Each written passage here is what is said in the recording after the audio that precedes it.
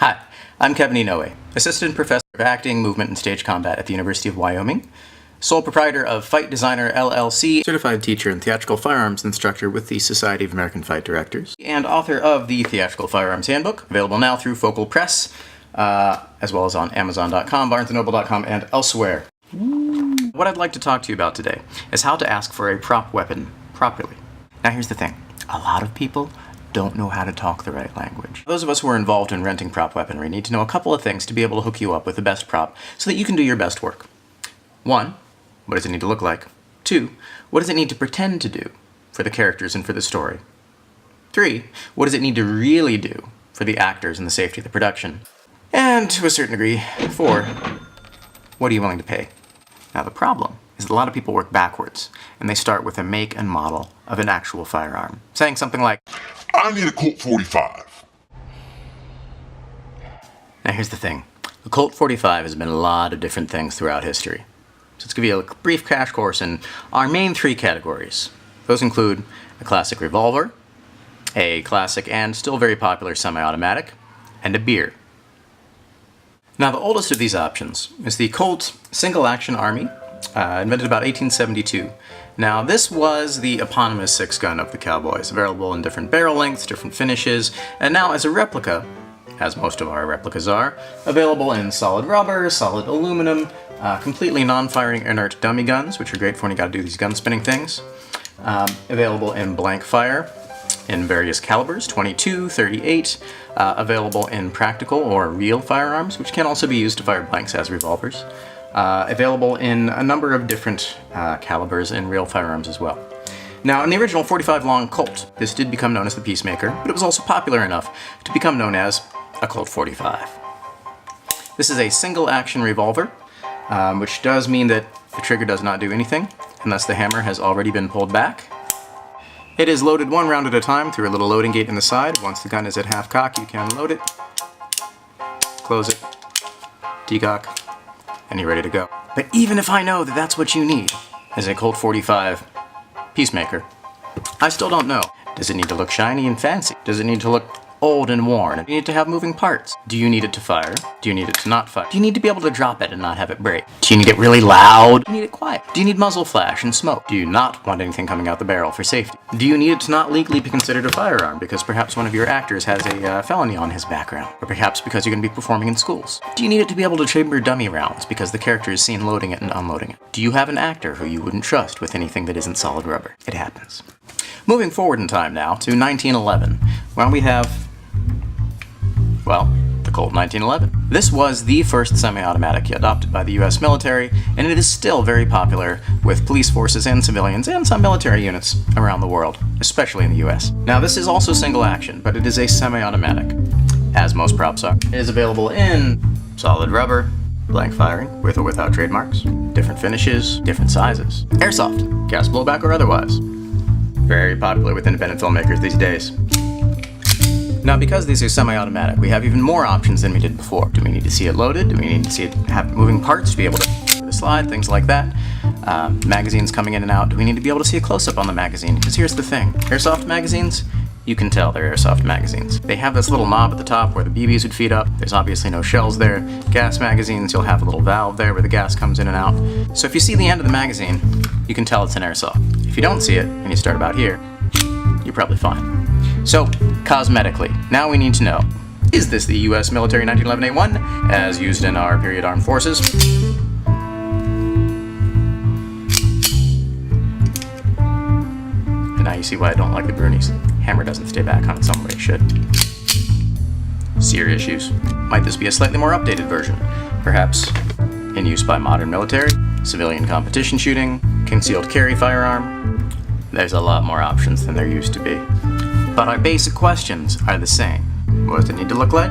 What does it need to do? Now in terms of what does it need to do, now we've got more options because it's a semi-automatic. We've got the slide motion, which locks back when the magazine is empty, unless you have rigged it. We've got the slide motion, hammer motion. Now we also have these airsoft gas blowbacks, which use a compressed gas. You can use these without the BBs. In fact, you really ought to disable the mechanism so that they can't actually fire BBs. You can see that this one has not got a follower up at the top of the magazine. nice thing about these is they give a little bit of slide movement.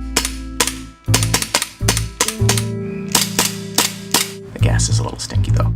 As you can see, they have no recoil, they eject no casings, and they don't fire anything.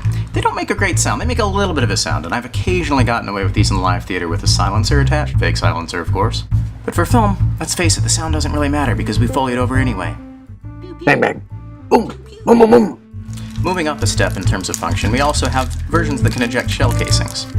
These are made, again, to hold airsoft BBs, but you don't have to put BBs in them. In fact, again, you should. The nice thing about this, though, is especially for independent film where you can add the sound easily enough and maybe a little bit of muzzle flash, it does give the actors a little bit something else to respond to, and it's one less thing to send things off to your CG department for. Now this is a gas blowback shell ejecting airsoft. It's completely safe at point range, which is certainly appreciated by many filmmakers, and yet you still get a little bit of casing action.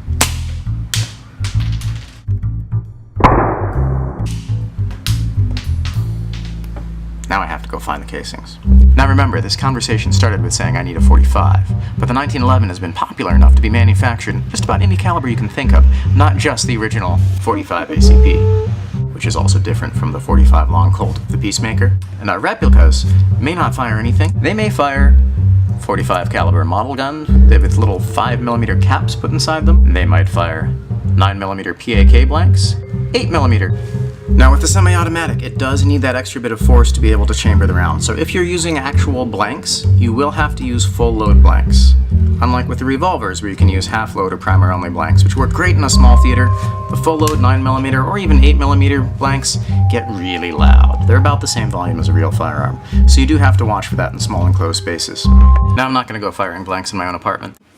Moving forward in history, in 1963, we got another form of Colt 45 introduced, named, interestingly enough, not after the revolver, not after the semi-automatic, and in fact not even made by Colt. Originally made by National Brewing Company, now owned by Pabst, makers of the PBR. Now this is also a Colt 45, actually named after a running back from the Colts, number 45. Now this malt liquor may or may not be appropriate to your production as well. It is available in a number of sizes and finishes, like with most of these firearms. In this case, the most common are the aluminum can and the glass bottle. Now the thing with the glass bottle, they are breakable and fragile, and when they break, they do make sharp shards, so you do have to be considerate of your actor safety. The size of these is a little bit larger than your standard beer, so it can also get some, especially younger actors, into trouble if you're not careful. What I do appreciate about the glass ones is that you can really tell at first glance, is this loaded or not? Something that is not always possible with the Colt Peacemaker or the 1911. Loaded, unloaded, loaded, unloaded. Now this can be a continuity issue as well though. Let's say that your character's action is to start by opening and drinking one of these. They occasionally explode a little bit when first opened, so watch out for that. We'll be able to see exactly how much they've drunk. So if you are filming and you're cutting back and forth, you do have to watch for that, whether or not the levels go up and down. Kind of the same as with one of the new AR-15 or M4 magazines. They're in the clear polymer where you can see the rounds as they kind of come down and up. It can be a continuity issue. It also reveals any modifications. For example, this one had a lime button at once, and that's not something you can hide from your audience when you're in a glass bottle. The cans, on the other hand, can be much safer. You can drop them, you can throw them, you can't even tell if they're empty or full, so you can quite easily just pretend it's full when it's not. Much like you might do with a firearm when we're pretending it's loaded, and it's really not for safety. Especially with younger actors or on a dry campus, that can be an important consideration. Now remember when I mentioned about spinning with the Colt 45 Peacemaker? Some of these models work really well for gun spinning, some of them less so. Same thing with the beer. Spin the can, but spin the bottle. Another thing you may want to consider is reliability and expendables. Now with blanks, obviously you have to buy more blanks each time. Same thing with caps, to a lesser degree with compressed gas for the blowbacks. If you got a non-firing option, nothing to worry about. With the beer, you may be buying new beers, or you may just be refilling it with apple juice in between takes. Let's talk reliability. Revolvers have the advantage in that if you get a dud round, you can always just go on to the next one.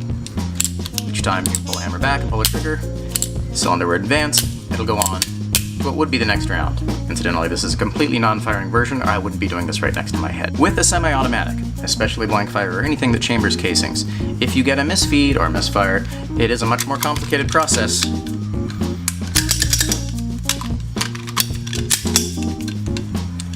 To be able to clear that and be ready to go. The beer, on the other hand, well, at least according to Billy D. Williams, their old slogan, works every time. How many blank guns can say that? How many actors can say that? How many freelancers of any kind can say that? If you want to customize your prop, there's really not a whole lot you can do with the Colt Peacemaker. Now you can swap out grips to a certain degree. I've seen some great novelty, sort of mother of pearl, ivory, things like that. But again, not a whole lot. You can get some beautifully tooled leather holsters. Modern 1911s, there's so many things you can get for it. You can get complete wide ranges of grips. You can get different finishes. You can swap out the sights. Some of these come with accessory rails. The standard Picatinny tactical rail. These are great for adding lasers or tactical lights or front grips or whatever it is that you want to add to your prop firearm. Now, because these are a non-standard size, most of our standard accessories just don't fit. To some degree, that's also true with the cans. They're a little larger than normal, and sometimes you can maybe kind of stretch it, force it on, but it doesn't go all the way. Maybe not. Thanks for watching. Once again, I'm Kevin Inoue, and you can find the answers to these and many other questions in the Theatrical Firearms Handbook, available now thanks to Focal Press. You know, I've always heard about the power of Colt 45, but I was never sure exactly what that meant, so I got some, found out for myself. Hey, Billy, you free tonight? Works every time.